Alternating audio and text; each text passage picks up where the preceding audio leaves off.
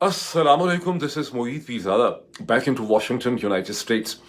यहाँ अमेरिका के east coast में तो अभी 14 जुलाई 2025 सोमवार के दिन की दोपहर है, लेकिन हिंदुस्तान पाकिस्तान बरे सगीर में, मशरक़ वस्ता में, नॉर्थ अफ्रीका में अब आधी रात से आगे का वक्त है। चूंकि मैं एक दिन के बाद इस यूट्यूब चैनल के ऊपर लौट रहा हूँ और गुज़िश्ता 24 घंटे की बहुत सी इंटरेस्टिंग डेवलपमेंट्स जिनका ताल्लुक पाकिस्तान से भी है, अमेरिका से भी है, मशरक़ वस्ता से भी है, हिंदुस्तान से भी है, वो इस वक्त मेरे सामने।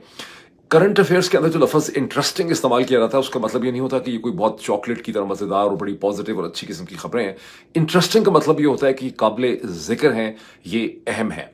और जब हम देखते हैं दुनिया भर में गुज़श्ता 24 घंटे में गालिबन सबसे इम्पोर्टेंट जो डेवलपमेंट है जिसने दुनिया को हिला के रख दिया है, वो हिंदुस्तान का जो एयर इंडिया का एक्सीडेंट इन्वेस्टिगेशन बोर्ड का ब्यूरो की जो रिपोर्ट आई है अहमदाबाद के ऊपर जो एयर इंडिया का 1 महीने पहले क्रैश हुआ था, वो रिपोर्ट है जिसने पूरी दुनिया के ज़राए इब्लाग को और एयरलाइन इंडस्ट्री को हिला के रख दिया है।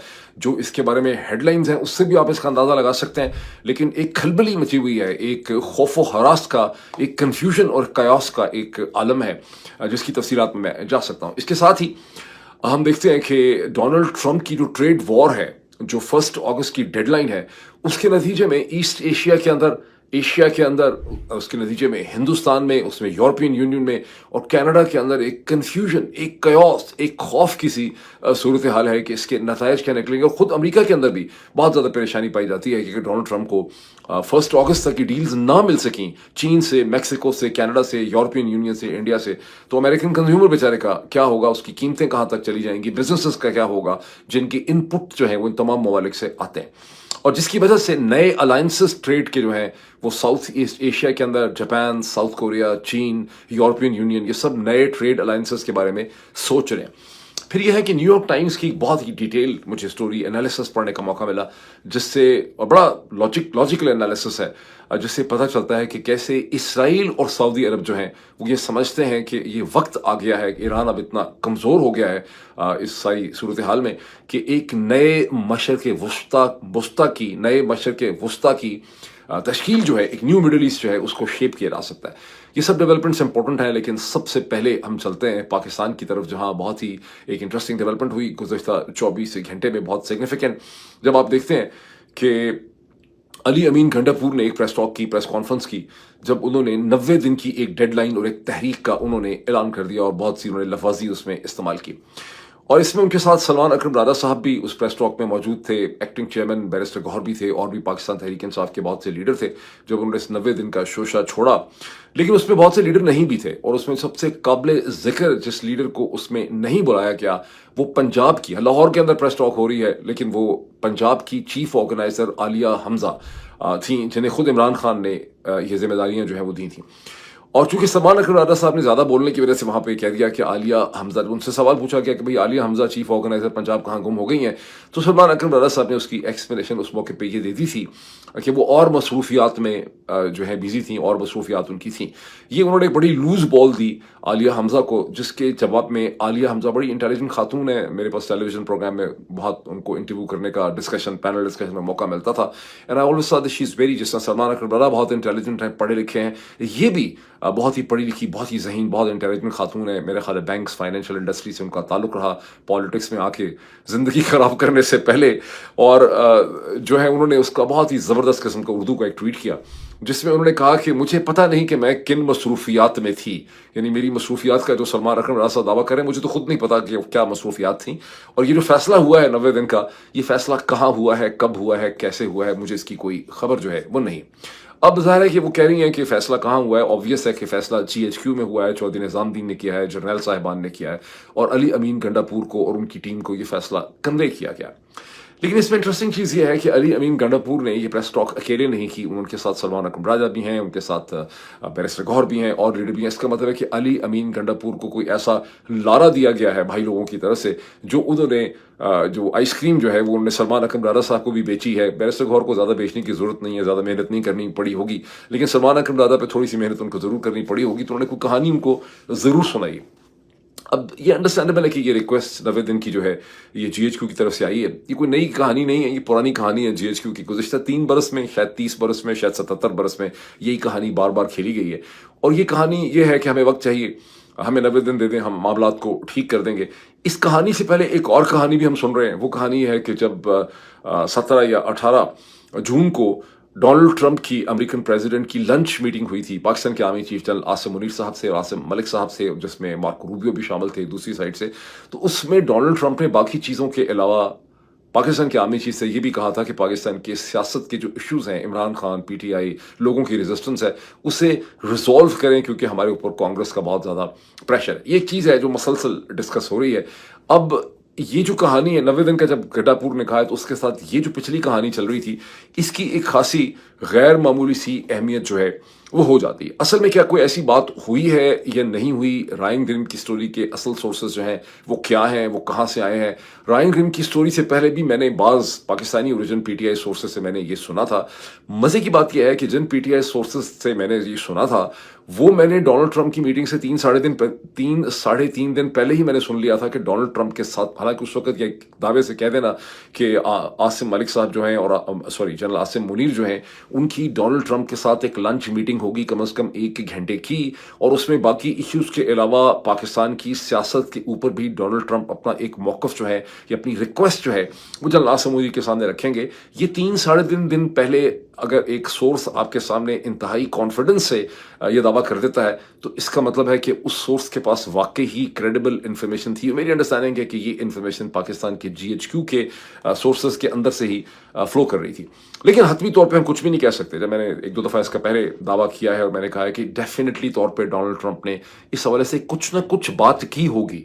अब जनरल आसिम मुनीर, उनकी टीम उसको इम्प्लीमेंट करते हैं नहीं करते हैं वो एक अलग बात है। और पाकिस्तान में लोगों के जहनों में बहुत है कि अगर अमेरिका का प्रेसिडेंट कोई चीज़ कहता है तो फिर वो एक हुक्म और एक ऑर्डर होता है। ये नेसेसरली ऐसा नहीं है। जब पाकिस्तान की साइड को कभी भी माजी में 50 बरस में ऐसी कोई बात अमेरिका की साइड से कही भी जाती है, तो पाकिस्तानी साइड के पास नंबर ऑफ ऑप्शंस होती हैं। उनके पास भी अपना एक लेवरेज होता है, जहां उनके पास 8-10 किस्म की डिमांड्स होती हैं। उसमें से वो अगर 7-8 पूरी कर देते हैं तो 3 नहीं भी पूरी करते, 3 पे उनके उज़्र और एक्सक्यूजेस चलते रहेंगे कि हमारे सामने ये रुकावटें हैं, फलां चीज़ है, ये इस वजह से नहीं हो सका। तो ऐसा नहीं है कि उनको गर्दन से पकड़ के ही अमेरिकन प्रेसिडेंट या अमेरिकन इंतज़ामिया उनसे अपने रिजल्ट जो है वो हासिल कर सकती है। लेकिन मेरी अंडरस्टैंडिंग ये है कि कुछ ना कुछ बात जो है वो पाकिस्तान की सियासत के हवाले से अमेरिकन प्रेसिडेंट ने ज़रूर की होगी। बिकॉज अगर आप तारीख पे देखें तो अमेरिका का ये रीत ही है, ये रवाज है, ये उनका एक स्टाइल है बात करने का कि हमारे ये भी इस हवाले से कंसर्न्स हैं।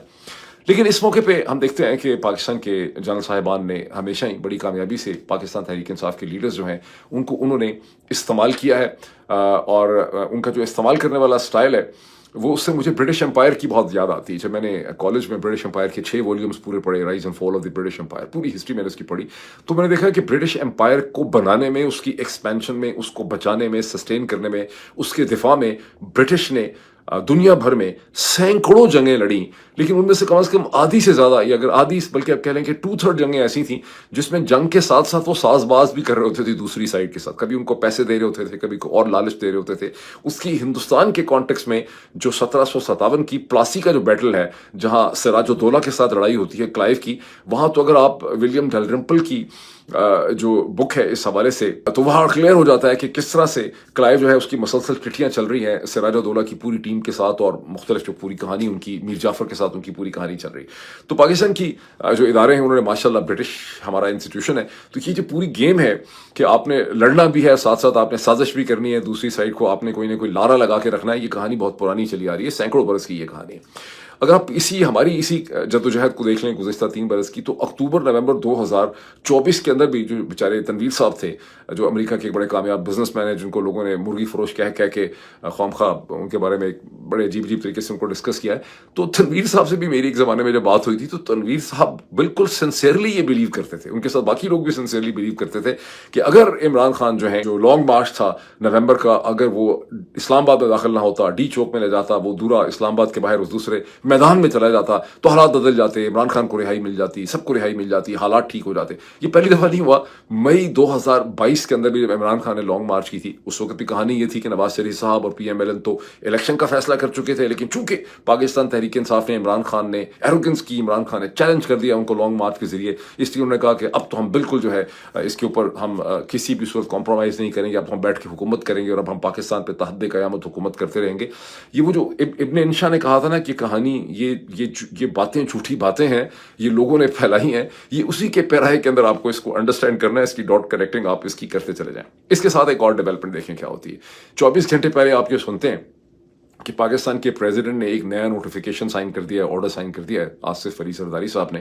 ابھی تک تو وہی پریزیڈنٹ ہے اگر مجھے کوئی غلطی نہ لگی ہو, اور جس میں جو فرنٹیئر کانسٹیبلری ہے انگریزوں کے زمانے میں, جو انگریزوں نے فرنٹیئر کی حفاظت کرنے کے لیے بنائی تھی, فرنٹیئر کانسٹیبلری کو اب ایک فیڈرل کانسٹیبلری کے اندر بدل دیا گیا. یعنی ایف سی ہی رہتی ہے, لیکن اب فرنٹیئر کے بجائے وہ لفظ فیڈرل جو ہے وہ بن گیا. اور اس میں چونکہ بہت کھپ پڑی پاکستان تحریک انصاف کی طرف سے, پاکستان ہیومن رائٹ کمیشن کی طرف سے, بہت سے کرٹکس کی طرف سے, کہ یہ تو آپ ریاست کے اندر جبر اور تشدد جو ہے اس میں اضافہ کرنے کے لیے کیا گیا. تو اب گزشتہ میرا خیال ہے 12 14 18 گھنٹے, آج کا دن جو ختم ہوا ہے, اس میں طلال چودھری صاحب نے اس کی بڑی ایکسپلینیشن دی ہے کہ نہیں, ایس سی کی بڑی خدمات ہیں, وہ کبھی سیلاب میں اس کی ضرورت پڑ جاتی ہے, کبھی ارتھکوئک میں ضرورت پڑ جاتی ہے, کبھی کووڈ میں پڑ جاتی ہے, کبھی کسی اور چیز میں پڑ جاتی ہے, اور ان کا تنخواہ کا بھی اسٹرکچر ٹھیک کرنا تھا, ان کو ایک فیڈرل فورس میں بنایا گیا ہے تاکہ بہتر سچویشن جو ہے وہ چیزوں کی مینج ہو سکے.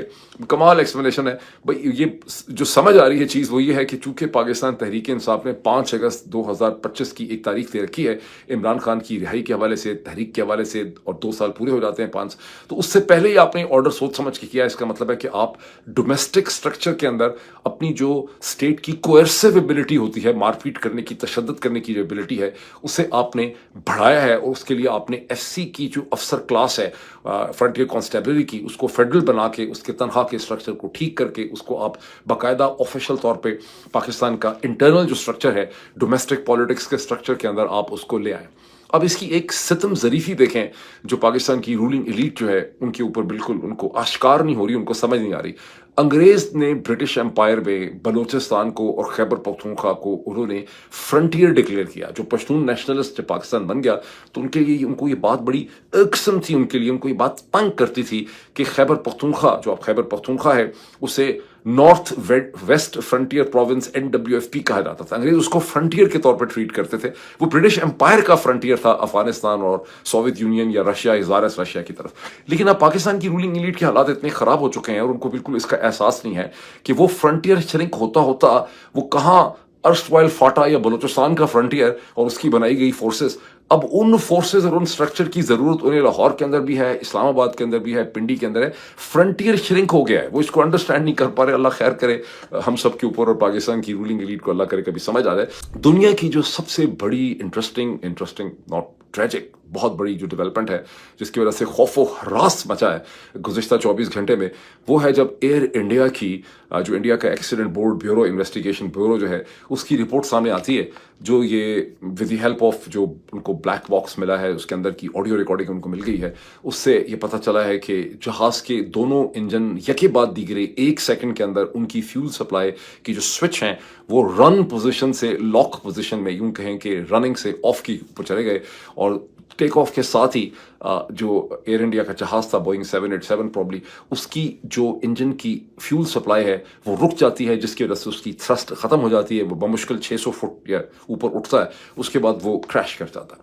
اب ایک ایسی چیز ہے جس کے بارے میں مختلف تھیریز جو ہیں وہ فوری طور پہ پیدا ہو گئی ہیں, بیکاز یہ تو ڈیفینیٹ ہے کہ سپلائی بند ہو گئی, سوئچ بند ہوئے ہیں one after the other, 1 second میں دونوں سوئچ بند ہوئے ہیں. یہ آٹومیٹکلی بند ہو گئے ہیں, ہیومن ایرر ہے, پائلٹ نے جان بوجھ کے کیا, اس کی وجہ سے بہت سی تھیریز اور اسپیکولیشن جو ہیں وہ پیدا ہو گئیں. ایک تھیری جو پاکستان میں بھی بہت زیادہ مقبول ہے لیکن ہندوستان سے ہی چلی ہے, وہ یہ ہے کہ ایک پائلٹ نے, کو پائلٹ نے یا مین پائلٹ جو ہے, اس نے یہاں پر خودکشی کی ہے. اور یہ خودکشی کی تھیری اس لیے بھی بہت زیادہ مقبول ہے, یا لوگوں کے ذہن میں اس کا شک اور خوف ہے کہ جو جرمن ونگز ایک سبسڈری ایئر لائن تھی لفتھانزا کی, جو بہت پریسٹیجیس جرمن ایئر لائن ہے, اس کے 2015 میں اس کا جو کو پائلٹ تھا एंड्रियाज लुबर्ट्स, उसने प्रिसाइजली ये किया था। उसने अपने एक्चुअल पायलट को, जब वो रेस्ट रूम में गया वहां से, तो अंदर से दरवाजा बोल्ट कर दिया। फिर वो बेचारा कुल्हाड़ियों से दरवाजा खोलता रहा, लेकिन डंडे मार मार के पूरा जहाज खोलता रहा, लेकिन उसने जहाज को क्रैश कर दिया एल्प्स की पहाड़ियों में, जर्मन और इटली के सरहद के ऊपर। लेकिन ये खाली मामला एंड्रयू लुबर्ट्स तक का नहीं है। मैंने देखा है कि ऐसी रिपोर्ट्स भी मैं आपको स्क्रीन के ऊपर दिखा सकता हूँ। मैं आज खासी चीजें आपको दिखाना चाहता हूँ जिससे पता चलता है कि 1976 से अब तक 2015 तक कम से कम 8 इंस्टेंसेस ऐसे हो चुके हैं जो डॉक्यूमेंटेड हैं, जहां पायलट्स जो डिप्रेस थे उन्होंने जहाज लेकर सुसाइड कर दिए। मतलब जहाज के क्रैश ही डिप्रेसिव पायलट्स ने किया है, जिसमें पूरे के पूरे लोगों को उन्होंने मार डाला है, बिकॉज वो सुसाइड करना चाहते थे इन अ वेरी एक बहुत ही सेलिब्रेटेड तरीके से सुसाइड करना चाहते थे। लेकिन क्या ये चीज़ हिंदुस्तानी पायलट के ऊपर अप्लाई कर सकती? मेरा ख्याल है उस पर अप्लाई नहीं कर सकती। इंडियन पायलट जो है उसकी सुमीत सब्रवाल, ये समथिंग उनका नाम है, 56 बरस की उसकी उम्र है। He comes from a very stable family home. और ये जो डिप्रेशन है ना, जिस किस्म की डिप्रेशन की बाकी 8 पायलट की कहानी है और जैसी एंड्रयू लुबर्ट्स की कहानी थी, ये European, western American, north American phenomena है, जहाँ आपके रिलेशनशिप ब्रोकन होते हैं, माँ बाप का भी रिलेशनशिप ब्रोकन होता है, आगे आपका बीवी गर्लफ्रेंड का रिलेशनशिप ब्रोकन होता है, बच्चे आपके नहीं होते, आप लोनली होते हैं, तन्हा होते हैं। हिंदुस्तानी पाकिस्तानी जिस किस्म के घरों से हम आते हैं, यहाँ मियाँ बीवी बच्चे पूरे खानदान की पूरी उम्र लड़ाई होती रहती है, डंडे सोटे के साथ पूरी उम्र लड़ाई होती रहती है, गाली गलोच होती रहती है। मैं देख रहा था अपना कि इवेंट में ख्वातीन इतना ड्रेस अप होकर आई थी मेन डिनर के लिए, मैं वहां सोच रहा था बैठ के उनको देख के कि इतना इन्होंने तैयारी की आने के लिए। पता नहीं पिछले 24-36 घंटे में कितनी लड़ाइयां हुई होंगी इनकी इनके हस्बैंड्स के दरमियान में, लेकिन ऐसे हंसी खुशी जो है वो आ रहे थे।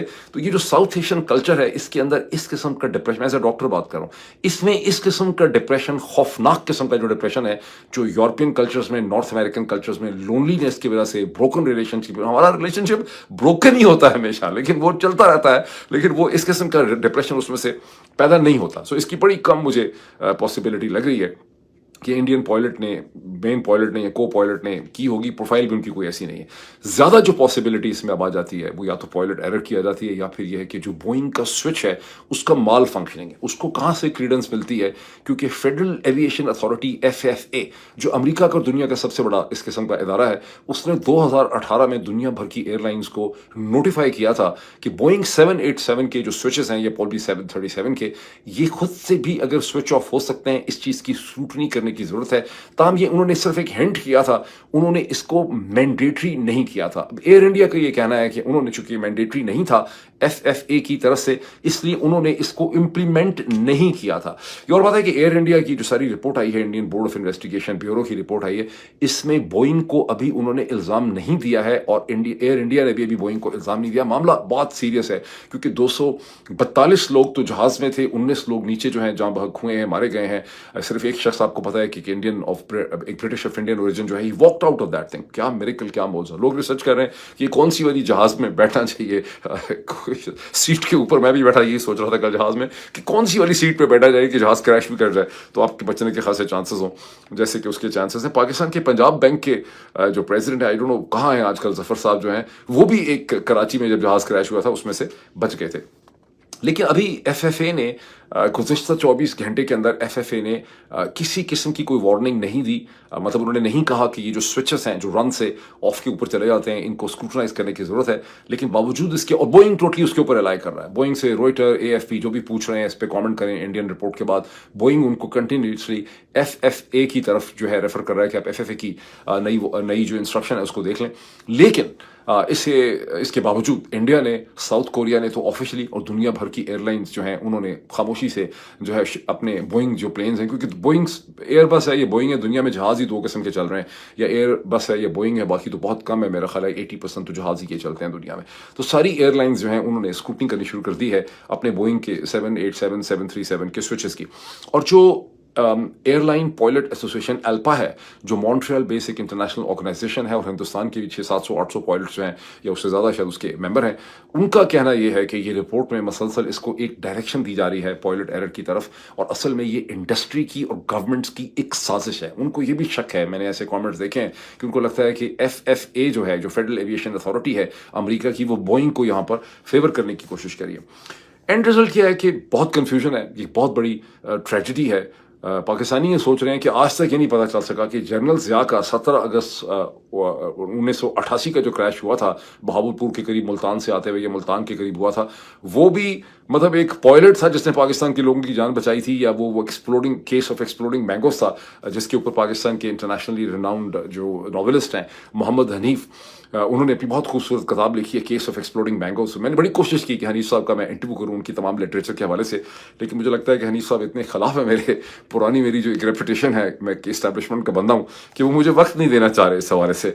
बहरहाल कोई अगर आप में से उनका जानने वाला है तो उनको ज़रूर रिक्वेस्ट करें कि भाई कोई दे दें हमें, मैं लिटरेचर के हवाले से उनके लिटरेचर के ऊपर एक डिस्कशन करना चाहता हूँ कि पाकिस्तानी जो लिटरेचर है उसका इम्पैक्ट क्या है, उनका अपना जो एवोल्यूशन और इर्तिका जो है वो किस तरह से हुआ।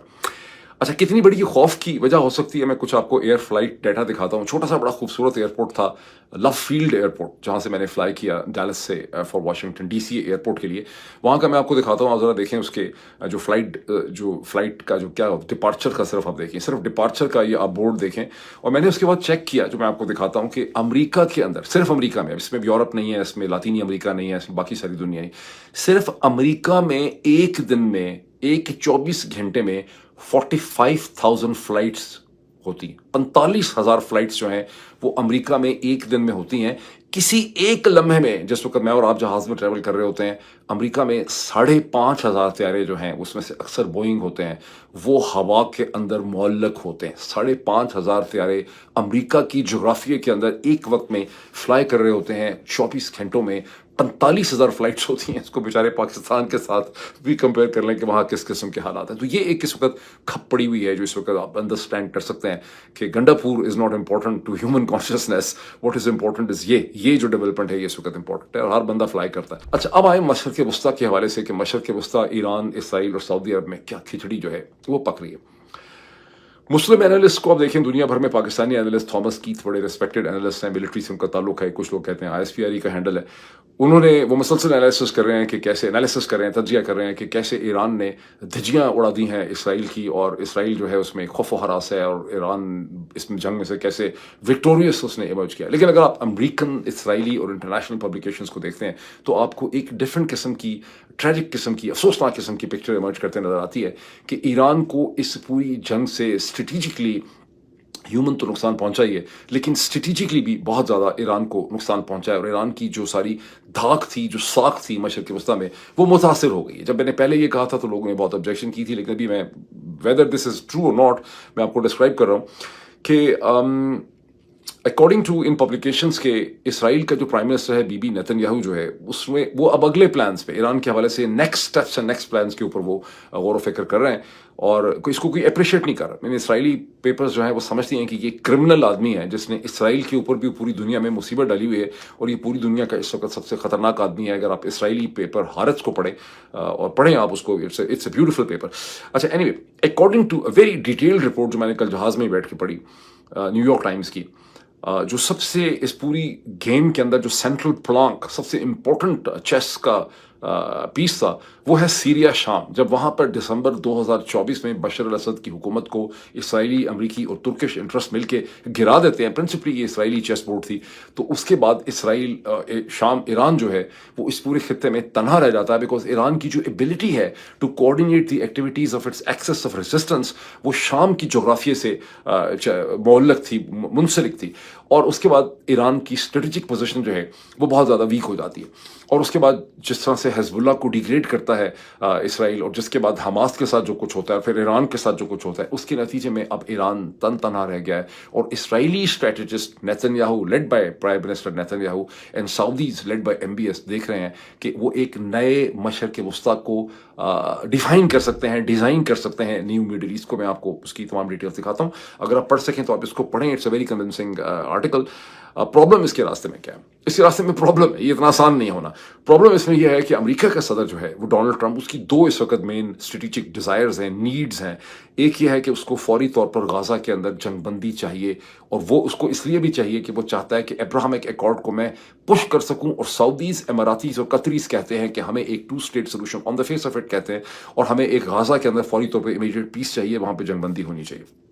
दूसरा, डोनाल्ड ट्रंप और डोनाल्ड ट्रंप की टीम ये चाहती है, क्योंकि डोनाल्ड ट्रंप को नोबेल पीस प्राइज चाहिए, तो वो अपनी सीवी मसलसल बिल्डअप कर रहे हैं, तो वो ये चाहते हैं कि ईरान के साथ एक उनका ईरान यूएस डील हो जाए, जैसी 2015 में हुई थी, और ईरान इंटरनेशनल इकोनॉमिक ऑर्डर का हिस्सा बन जाए, कोई इनरिचमेंट ईरान में ना हो, ईरान डिक्लेयर कर दे कि हमें न्यूक्लियर वेपन नहीं लेना। ईरान इन रिटर्न ये कहता है कि हम इस किस्म की टॉक्स के लिए बिल्कुल तैयार हैं। अमेरिका हमें ये गारंटी दे कि इसराइल या अमेरिका हमारे ऊपर कोई और मजीद हमला नहीं करेंगे, हम न्यूक्लियर में इंटरेस्टेड नहीं है। जो इंटरव्यू दिया ईरान के प्रेसिडेंट ने, मसूद पेज़ेश्कियान ने, अभी रिसेंटली हाल ही में, उससे आप देख सकते हैं कि उन्होंने कहा कि हमें तो इमाम खुमैनी जो है, हमने उनके फतवे को फॉलो किया ही नहीं किया, लेकिन पोजीशन उनकी बेसिकली तौर पर है।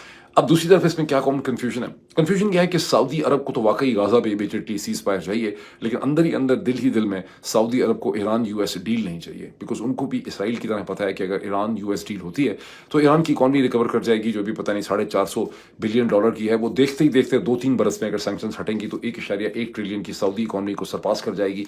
और उसका पोटेंशियल जो है, क्योंकि ईरानी आबादी ज़्यादा है, आबादी बहुत रिसोर्सफुल है, पढ़ी लिखी है, बहुत एंटरप्राइजिंग लोग हैं।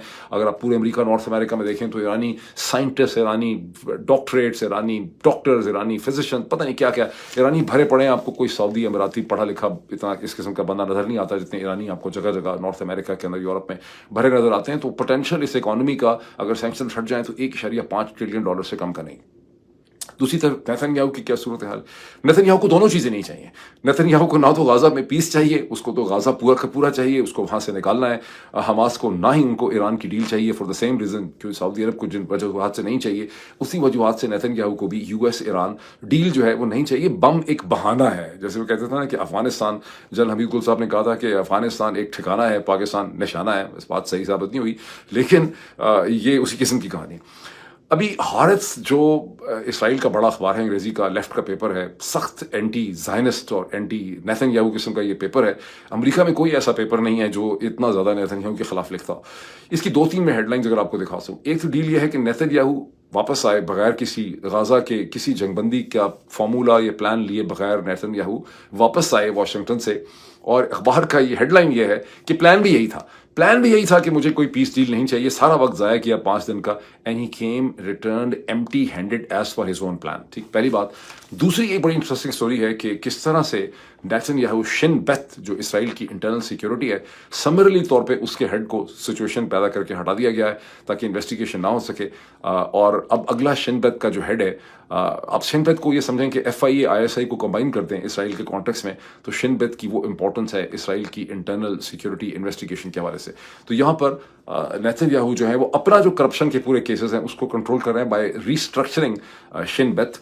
यानी जो हालात बाकी सारी करप्शन की दुनिया में वो इसराइल के अंदर भी होते चले जा रहे हैं। और ये हारिस की मैं हेडलाइंस आपको दिखा सकता हूँ।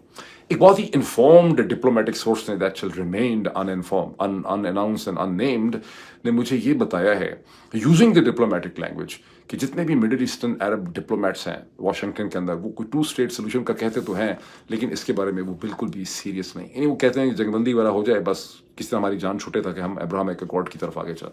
तो ये एक पर्सपेक्टिव। अब आगे चलते हैं कि डोनाल्ड ट्रंप ने ट्रेड के हवाले से जो उन्होंने एक डेडलाइन मुकर्रर कर रखी है, और जिस किस्म की उनकी बार्गेनिंग चल रही है, और उन्होंने 30-35% मैक्सिको के ऊपर, यूरोपियन यूनियन पे उन्होंने ड्यूटीज ठोक दी हैं पिछले 72 घंटों के अंदर। उसकी वजह से यूरोप के अंदर, ईस्ट एशिया के अंदर, जापान के अंदर, साउथ कोरिया के अंदर, चीन के अंदर, खुद अमेरिका के अंदर और कनाडा के अंदर अजीबो-गरीब किस्म की कन्फ्यूजन, अनसर्टेनिटी, गैर यकीनी की सूरत हाल, एक कयास की सूरत हाल है इस वक्त डिसीजन मेकर्स के माइंड में। अकॉर्डिंग टू, बहुत ज़्यादा मैंने इसमें पढ़ा है, लेकिन अकॉर्डिंग टू न्यूयॉर्क टाइम्स में अगर आपको दिखा सकूं, 60% कैनेडियंस को डोनाल्ड ट्रंप की शक्ल से नफरत हो गई है। वो उसको अपना सबसे बड़ा दुश्मन समझते हैं। और वो मुल्क कनाडा, जो बिल्कुल भाई भाई, अगर दुनिया में कोई भाई भाई थे तो वो कैनेडियंस, अमेरिकन थे। अभी वैसे फ़ायदा ये है अकॉर्डिंग टू न्यूयॉर्क टाइम्स, उनको सिर्फ ट्रंप से और ट्रंप की टीम से उन्हें नफरत है। वो अमरीकियों को भी अपनी ही तरह डोनाल्ड ट्रंप का विक्टिम समझते हैं। समझते हैं बेचारे अमरीकी जो हैं, इनकी भी डोनाल्ड ट्रंप जो है वो बजा रहे हैं। लेकिन कैनेडियंस ने अमरीका की टूरिज्म बंद कर दी है, अमरीका की बनाई हुई चीज़ें लेनी उन्होंने बंद कर दी हैं, अपने प्रोडक्ट्स के अंदर अमेरिकन इंग्रेडिएंट्स इस्तेमाल करने बंद कर दी हैं। अकॉर्डिंग टू न्यूयॉर्क टाइम्स के हालात ये हो गए हैं कि मैकडोनल्ड्स और अमेरिकन कंपनियां जो मैन्युफैक्चर करती हैं चीज़ें, उन्होंने भी अमेरिकन इंग्रेडिएंट्स लेने बंद कर दिए हैं, क्योंकि लोगों की फीलिंग्स हैं, इसलिए वो भी अब कैनेडियन इंग्रेडिएंट्स हैं वो इस्तेमाल कर रहे हैं। ये तो कनाडा की सूरत हाल इस वक्त है। यूरोपियन यूनियन में प्रोडिक्शन ये है कि 2024 के आखिर में जो उन्होंने प्रोडिक्शन की थी कि उनकी ग्रोथ इस साल 1.3% होगी, अब वो उन्होंने उसको अभी सिर्फ 10% ड्यूटी के खौफ से उन्होंने उसको 0.9% कर दिया है कि अगर ड्यूटीज यूरोपियन यूनियन पे 10% के ऊपर जो है वो फ्रीज हो जाती हैं। सिर्फ इटली ने ये एस्टिमेट किया है कि अगर ये 10% ड्यूटी जो है ये रहती है तो इटली को एक्सपोर्ट्स में तकरीबन $23 बिलियन की कमी जो है वो हो जाएगी। तो अंदाज़ा लगा लें कि यूरोप के जो यूरोजोन कंट्रीज़ हैं पूरे के पूरे उनका क्या होगा। अब यूरोपियन यूनियन की जो मीटिंग हुई है, डोनाल्ड ट्रंप ने जो अपना इरशाद फरमाया है 35% ड्यूटीज़ का, उसके बाद यूरोपियन यूनियन की जो मीटिंग हुई है तो प्रेसिडेंट जो हैं उर्सुला वॉन, नाम निकल गया मेरे ज़हन से, पर उर्सुला जो हैं उन्होंने ये कहा है कि हम इस वक्त तो काउंटरवेलिंग ड्यूटीज़ का ऐलान नहीं कर रहे, लेकिन हम काउंटरवेलिंग ड्यूटीज़ हमारी पूरी तैयार हैं और अगर 1 अगस्त तक कोई डील नहीं होती, यूरोपियंस को अभी भी उम्मीद है कि डील हो जाएगी, मुझे भी उम्मीद है कि डील हो जाएगी, अगर डील नहीं होती तो यूरोप भी फिर अमेरिका के ऊपर काउंटरवेलिंग रिटेलिएटरी ड्यूटीज़ लगाएगा। यही सूरत हाल मैक्सिको की भी है। इसके साथ क्या हो रहा है, अकॉर्डिंग टू अमेरिकन पब्लिकेशंस, नए ट्रेड अलायंसेस पे बात शुरू हो चुकी है between Japan, south Korea, China, east Asia के अंदर। मलेशिया इसके बारे में बहुत वोकल है, इंडोनेशिया इसके बारे में बहुत वोकल है, इंडिया भी इसी किस्म की चीज़ों के बारे में सोच रहा है। और अगर 1 अगस्त तक कोई डील नहीं होती मैक्सिको के साथ, चाइना के साथ, कनाडा के साथ, यूरोपियन यूनियन के साथ, तो अमेरिका के अंदर जो चीज़ें इंपोर्ट होती हैं या जो इनपुट्स इंपोर्ट होते हैं, जो और अशियाए खुद तमाम चीज़ें जो हैं वो बहुत ज़्यादा महंगी हो जाएंगी। अमेरिकन कंज्यूमर्स के लिए एक क्राइसिस जो है वो खड़ा हो जाएगा। और मेरा ख्याल है कि डोनाल्ड ट्रंप को इसका अच्छी तरह से एहसास है और मुझे बड़ी उम्मीद है, अल्लाह खैर करे, कि 1 अगस्त तक डोनाल्ड ट्रंप इन तमाम मुल्कों के साथ कोई ना कोई डील जो है वो कर लेंगे और ये डील मेरा ख्याल है 10 से 15% के दरमियान होगी, अपार्ट फ्रॉम अदर थिंग्स कि आप हमसे ये वगैरह ले लें। But keep watching, this very important, ये एक बड़ा इंपॉर्टेंट मोमेंट है। और ये सारा का सारा मोमेंट इसलिए पैदा हुआ है कि चाइना ने पूरा का पूरा जो यूरोपियन ट्रेड ऑर्डर था ग्लोबल, उसको डिस्प्लेस कर दिया है। मतलब इतना ही, फिर आपसे मुलाकात होती है। Thank you.